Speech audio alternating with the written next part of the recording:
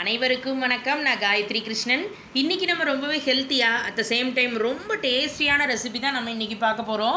எப்போவுமே நம்ம இட்லி சாப்பிட்ருப்போம், ஆனால் நிறைய பேர் இட்லினால கொஞ்சம் விருப்பப்பட்டு சாப்பிட மாட்டாங்க பாருங்கள். ஆனால் இந்த மாதிரி ஒரு தடவை நீங்கள் இட்லி செஞ்சு கொடுங்க, வேண்டான்னு சொல்லவே மாட்டாங்க. எப்படி செஞ்சீங்க, திரும்ப திரும்ப வேணும்னு கேட்டு வாங்கி சாப்பிடுவாங்க. அந்த அளவுக்கு நல்லா டேஸ்ட்டாக சூப்பராக இருக்கும். கண்டிப்பாக எல்லோரும் ஒரு தடவையாவது வீட்டில் செஞ்சு பாருங்கள்.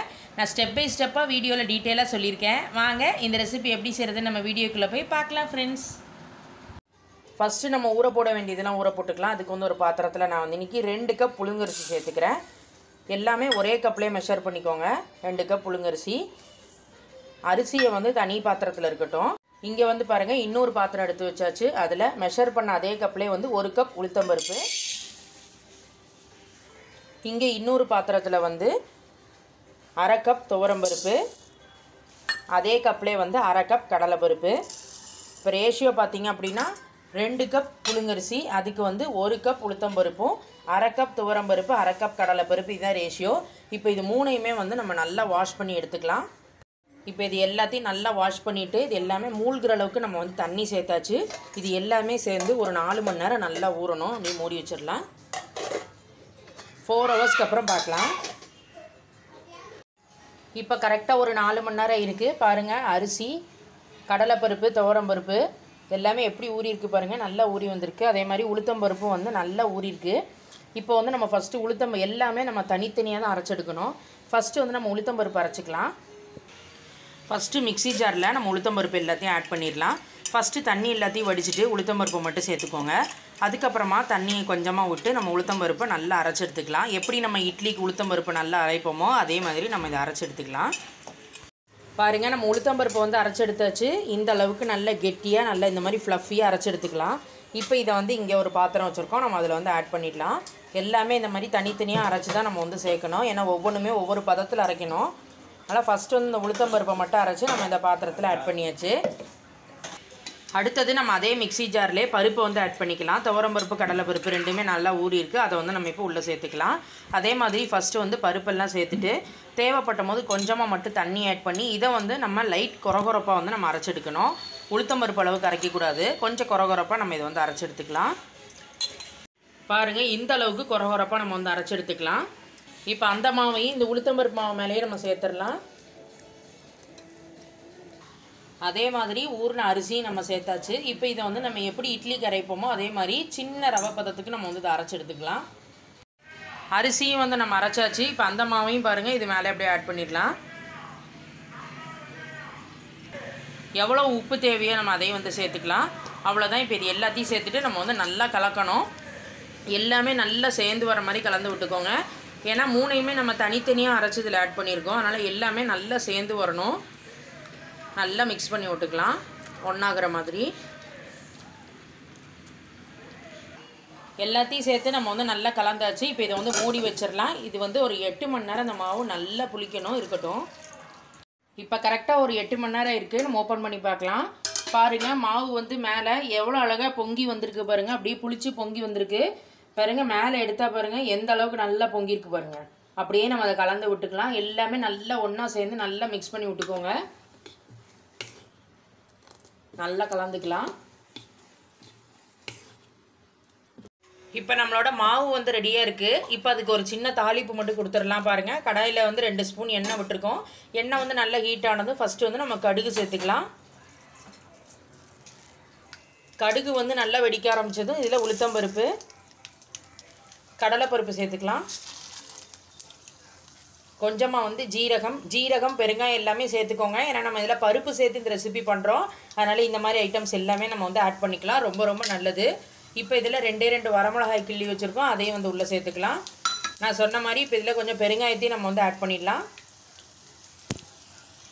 இப்போ இதோட கூடவே பாருங்கள், ஒரு துண்டு இஞ்சியை வந்து சீவி வச்சுருக்கோம், பச்சை மிளகா, அதே மாதிரி கொஞ்சம் கருவேப்பிலையும் வச்சுருக்கோம். இப்போ இது எல்லாத்தையும் நம்ம இதில் ஆட் பண்ணிடலாம். இப்போ இது எல்லாத்தையும் சேர்த்துட்டு நல்லா கலந்து விட்டுக்கோங்க. இப்போ இதோட கூடவே வந்து கொஞ்சமாக மஞ்சப்பொடி சேர்த்துட்டு நம்ம வந்து நல்லா கலந்து விட்டுக்கலாம். மஞ்சப்பொடி வந்து ஆப்ஷனல், நீங்கள் வேணும்னா ஆட் பண்ணிக்கலாம், இல்லைன்னா நீங்கள் வந்து இதை ஸ்கிப் பண்ணிடலாம். அப்படியே மிக்ஸ் பண்ணி விட்டுக்கலாம். அவ்வளோதான், எல்லாமே நல்லா தாளித்து ரெடியாகிடுது. இப்போ அப்படியே அந்த தாளிச்சது எல்லாத்தையும் இந்த மாவில் நம்ம ஆட் பண்ணிடலாம். இந்த மாவில் வந்து நீங்கள் அப்படியே கூட வந்து அப்படியே ரெசிபி பண்ணலாம். இந்த மாதிரி தாளித்து பண்ணாலே அது வந்து கூடுதல் டேஸ்ட்டு தான். இப்போ இது எல்லாத்தையும் சேர்த்துட்டு ஒரு தடவை நம்ம நல்லா மிக்ஸ் பண்ணி விட்டுக்கலாம். நல்லா கலந்து விட்டுக்கோங்க. எல்லாமே நல்லா சேர்கிற மாதிரி மிக்ஸ் பண்ணிக்கலாம். எல்லாத்தையும் சேர்த்து பாருங்கள், நம்ம இந்த அளவுக்கு நல்லா கலந்தாச்சு. இப்போ இதில் லாஸ்ட்டாக நம்ம கொஞ்சம் தேங்காய் துருவல் ஆட் பண்ணிக்கலாம். இது வந்து கொஞ்சம் கூடுதல் டேஸ்ட்டுக்காக தான். இப்போ தேங்காவையும் சேர்த்துட்டு நல்லா மிக்ஸ் பண்ணி விட்டுக்கோங்க. பைண்டிங் வந்து நல்லா ஆகணும். நல்லா கலந்துக்கலாம். பாருங்கள், இதுதான் கரெக்டான கன்சிஸ்டன்சி மாவுக்கு. இந்த அளவுக்கே வச்சுக்கோங்க. ரொம்ப வந்து தண்ணி சேர்த்துற வேண்டாம், ரொம்ப கெட்டியாகவும் இருக்க வேண்டாம். இதுதான் சரியான பதம். அப்படியே கலந்து விட்டுக்கலாம். இங்கே பாருங்கள், நான் வந்து ஒரே மாதிரி சைஸ் டம்ளர் வந்து ரெடியாக எடுத்து வச்சுருக்கேன். நீங்கள் வந்து டம்ளருக்கு பதிலாக கப்ஸ் கூட யூஸ் பண்ணிக்கலாம். நான் டம்ளர் எல்லாம் ஒரே சைஸ் எடுத்து பாருங்கள், எல்லாத்துலேயும் ஃபுல்லாக அப்படியே ஆயில் அப்ளை பண்ணி வச்சுருக்கேன் பாருங்கள். இந்த மாதிரி உள்ள எண்ணெயை விட்டுட்டு இந்த மாதிரி டம்ளர் ஃபுல்லாக நம்ம வந்து அப்ளை பண்ணிக்கலாம். இதே மாதிரி எல்லா டம்ளர்லேயும் எண்ணெய் தடவி நம்ம ரெடியாக வச்சாச்சு. எல்லா டம்ளர்லேயும் நம்ம அப்படியே இந்த மாவை வந்து ஆட் பண்ணிட வேண்டிதான். ஃபுல் டம்ளருக்கு வந்து எப்போவுமே நம்ம வந்து மாவை வந்து விடக்கூடாது. ஒரு 3/4 டம்ளருக்கு தான் விடணும். ஏன்னா இது ரெடி ஆனதுக்கப்புறம் கொஞ்சம் உப்பி வரும். அதனால் பாருங்கள், இந்த அளவுக்கு வந்து நம்ம மாவை ஆட் பண்ணாலே போதும். இதே மாதிரி எல்லா டம்ளர்லேயும் வந்து நீங்கள் சேர்த்துக்கோங்க. நீங்கள் வந்து டம்ளரில் நாங்கள் வந்து எண்ணெய் தடவி இருக்கோம். நீங்கள் நெய் கூட அப்ளை பண்ணிவிட்டு இதே மாதிரி விட்டுக்கலாம். நல்லாயிருக்கும். எல்லா டம்ளர்லேயும் நம்ம சேர்த்துடலாம். ரொம்ப ரொம்ப டேஸ்ட்டாக இருக்கும். இந்த ரெசிபி சூப்பராக இருக்கும். கொஞ்சம் டிஃப்ரெண்ட்டாக இருக்கும். எல்லாருக்குமே ரொம்ப ரொம்ப பிடிக்கும். கண்டிப்பாக எல்லோரும் ட்ரை பண்ணி பாருங்கள். இங்கே பாருங்கள், இட்லி பாத்திரத்தில் தான் நம்ம வந்து எல்லாத்தையும் வேக வச்சு எடுக்க போகிறோம். இட்லி பாத்திரத்தில் அடியில் வந்து தண்ணி விட்டாச்சு. தண்ணி வந்து பாருங்கள், டம்ளருக்கு வந்து ஒரு 1/4 வாசி இருக்கிற மாதிரி விட்டுக்கோங்க. அப்போ தான் நல்லா வேகும். தண்ணி வந்து நல்லா ஹீட் ஆகிடுது. இப்போ பாருங்கள், நம்ம எல்லா டம்ளரையும் நம்ம வந்து உள்ளே அப்படியே செட் பண்ணிடலாம். ஒரே டைம்லேயே வந்து நமக்கு 7மே ரெடி ஆகிடும். அப்படியே வச்சுக்கலாம். நீங்கள் வந்து குக்கர் பெருசாக இருந்து அப்படின்னா நீங்கள் குக்கரில் கூட இந்த டம்ளர் எல்லாத்தையும் வச்சு நீங்கள் பாயில் பண்ணி எடுத்துக்கலாம். இப்போ வந்து நம்ம டம்ளர் எல்லாத்தையும் நல்லா செட் பண்ணியாச்சு. இப்போ இதை வந்து நம்ம க்ளோஸ் பண்ணி வச்சிடலாம். இது வந்து ஒரு 20 நிமிஷம் மீடியம் ஃப்ளேமில் இது வந்து நல்லா வேகட்டும். 20 மினிட்ஸ்க்கு அப்புறம் பார்க்கலாம். இப்போ கரெக்டாக ஒரு 20 நிமிஷம் இருக்குது. நம்ம இதை ஓப்பன் பண்ணி பார்க்கலாம். பாருங்கள், எல்லாமே எந்த அளவுக்கு சூப்பராக ரெடியாக இருக்குது பாருங்கள். நான் உங்களுக்கு அப்படியே காட்டுறேன். நல்ல உப்பி வந்திருக்கு. சூப்பராக நம்மளோடது அருமையாக ரெடியாக இருக்குது. இப்போ வந்து ஸ்டவ்வை சுவிட்ச் ஆஃப் பண்ணிவிட்டு இந்த இட்லி டம்ளர் எல்லாத்தையும் நம்ம வந்து எடுத்து வெளியே வச்சிடலாம். எல்லாமே நல்லா கூலாகணும். கூலானதுக்கப்புறம் தான் நம்ம வந்து இந்த கார்னர்ஸ் எல்லாத்தையும் எடுத்துகிட்டு திருப்பி போட்டால் இட்லி நல்லா வரும். ஃபஸ்ட்டு இது வந்து நல்லா கூலாகட்டும். டம்ளரில் வச்சது எல்லாமே நல்லா கூலாகிடுது பாருங்கள். இப்போ வந்து ஒரு கத்தியை வச்சு இந்த ஓரங்களை மட்டும் நம்ம அப்படியே மெதுவாக எடுத்துடலாம். இப்போ இதை வந்து நம்ம அப்படியே மெதுவாக திருப்பி போட்டுக்கலாம். பாருங்கள், நீங்கள் ஓரங்களை எடுத்துகிட்டு அப்படியே மெதுவாக திருப்பினாலே சூப்பராக வந்துடும்.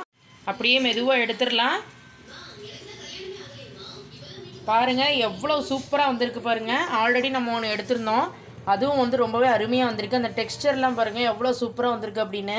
அதே மாதிரி இதுவும் ரெடி பண்ணியிருக்கோம் பாருங்கள். ரொம்ப அருமையாக வந்திருக்கு. இதே மாதிரி பக்குவத்தில் மாவு அரைச்சி இதே மாதிரி போட்டு பண்ணுங்கள். சூப்பராக இருக்கும். ப்ரோட்டீன் ரிச்சான ரெசிபி. 3 பருப்பு போட்டு இந்த இட்லி பண்ணியிருக்கோம். ரொம்ப ரொம்ப ஹெல்த்தி. நம்ம எல்லா டம்ளர்லேருந்து நம்ம எல்லாத்தையும் வெளியே எடுத்துடலாம். இன்றைக்கி ரெசிபி பார்த்துருப்பீங்க ஃப்ரெண்ட்ஸ்.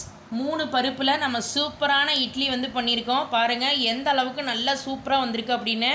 டேஸ்ட்டும் வந்து வேறு லெவலில் அட்டகாசமாக இருக்கும். ரொம்ப ரொம்ப ஹெல்த்தியும் கூட. இட்லி பிடிக்காதவங்க ரொம்ப பிடிச்சி சாப்பிடுவாங்க. டேஸ்ட்டாக இருக்கும். கண்டிப்பாக எல்லோரும் இந்த ரெசிபி ட்ரை பண்ணி பார்த்துட்டு உங்கள் ஃபீட்பேக்கை கமெண்ட் பாக்ஸில் ஷேர் பண்ணுங்கள். மேலும் மேலும் இன்ட்ரெஸ்டிங் வீடியோஸ்க்கு நம்ம மணக்கோலம் குக்கிங் சேனலை சப்ஸ்கிரைப் பண்ணிக்கோங்க. தேங்க்யூ.